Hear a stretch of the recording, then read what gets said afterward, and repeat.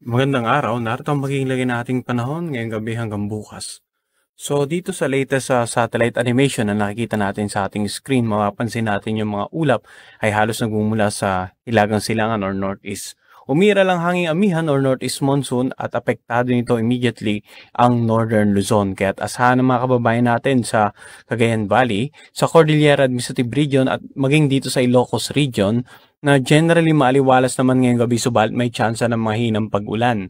Sa natitirang bahagi naman ng ating bansa ay maliwalas din ang panahon ngayong gabi subalit may tsansa ng ilang isolated rain showers or thunderstorms lalo na dito sa may bandang Bicol Region, Eastern Visayas, Caraga at Northern Mindanao. Bukas naman, asahan ng mga kababayan natin dito sa Cagayan Valley na maliwalas ang panahon pero may tsansa na mahinang pag-ulan, ganun din sa Cordillera Administrative Region. Dito naman sa Ilocos Region ay maliwalas ang panahon, bagyang maulap lamang ang kalangitan. Sa may bandang Kabikulan naman, asahan ng mga kababayan natin ang maulap na kalangitan, ilang mga pag-ulan at pulupulong pagkidlat at pagkulog. Habang dito sa Metro Manila, sa natitirang bahagi naman ng Luzon, ay patuloy nga yung may kainitan at maaraw na panahon pero may tsansa rin ng ilang isolated rain showers or thunderstorms. Mapapansin natin na may kababaan ng mga minimum temperature sa Tugigaraw around 23 degrees Celsius lamang at ganoon din sa Lawag. Epekto nga ito ng amihan na kung saan karaniwan nakakaranas po tayo ng colder early morning temperatures simula po sa buwan ng Nobyembre hanggang sa buwan ng Pebrero ng sumunod na taon. Dito naman sa may bandang Visayas at Northern Mindanao, asahan ng mga kababayan natin bukas na posibleng maging maulap, ilang mga pag-ulan at ilang pulupulong pagkidlat at pagkulog.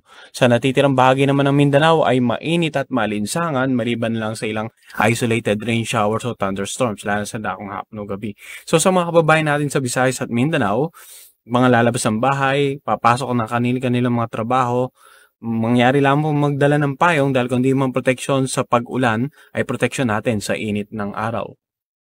Lagay naman ng pag-alon ng ating karagatan dahil may inaasahan tayong panibagong bugso ng amihan, magiging maalon hanggang sa napakalon mga karagatan sa paligid ng Batanes, sa northern coast of Cagayan kasama ang Babuyan Island at ganoon din dito sa may bandang Ilocos Norte. Hanggat maaari huwag muna pumalaot dito yung mga kababayan nating mangingisda at yung mga may maliit na sakyang pandagat. May nakataas po tayong gale warning sa mga areas na ito. Samantala, karaniwan po ng mga karagatan dito sa paligid ng Luzon at maging sa silangang bahagi ng ating bansa, silangang bahagi ng Kabisayan at Mindanao ay magiging katamtaman hanggang sa maalon. Iba yung pag-iingat sa mga kababayan nating papalaot dito sa kanlurang bahagi ng Central at Southern Luzon at ganun din dito sa silangang bahagi nga ng ating bansa. Sa inland or sa Central Visayas, dito sa western portion ng Visayas at dito sa southwestern portion ng Mindanao, magiging banayad naman hanggang sa tamtaman ng pag-alon ng karagatan, maliban na lamang kung may mga offshore na thunderstorm activity. Nakikita naman po natin sa ating screen ngayon yung animation ng Global Spectral Model Surface Wind Forecast simula po sa Lunes hanggang sa darating na Miyerkules. Pansinin natin yung direksyon ng hangin dito sa Luzon, Visayas at maging sa nakararaming bahagi ng Mindanao for the next 2 to 3 days. Yung makikita po nating kulay na blue ay nagpapakita na may kalakasan yung hangin na mararanasan natin na dala nga ng amihan or northeast monsoon at wala naman tayong nakikitang sirkulasyon na maaring maging bagyo for the next 2 to 3 days. So generally, bagyo-free po tayo. Pero gaya nga lagi natin pinapaalala sa ating mga kababayan, ay patuloy po tayong magmomonitor sa mga weather-related happenings sa loob man or labas ng area of responsibility at patuloy tayong magbibigay na update sa ating mga kababayan through our public weather forecast na ipinalalabas po natin ng alas 4 ng hapon at alas 4 ng madaling araw the following day.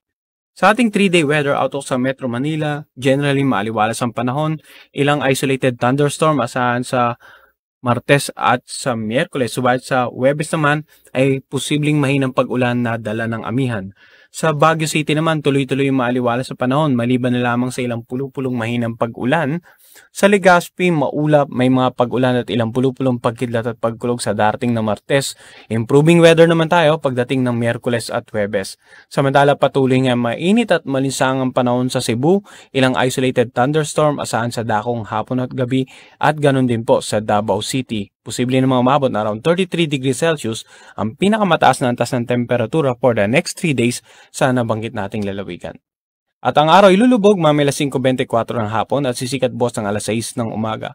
Karagdagang impormasyon online hinggil nga sa magiging lagay ng panahon ng iba't ibang bahagi ng ating bansa at maging mga karatig bansa dito sa Asia, mangyari lamang bisitahin ang aming website bagong.pagasa.dost.gov.ph. Yan muna ang latest mula dito sa Pag-asa Weather Forecasting Center.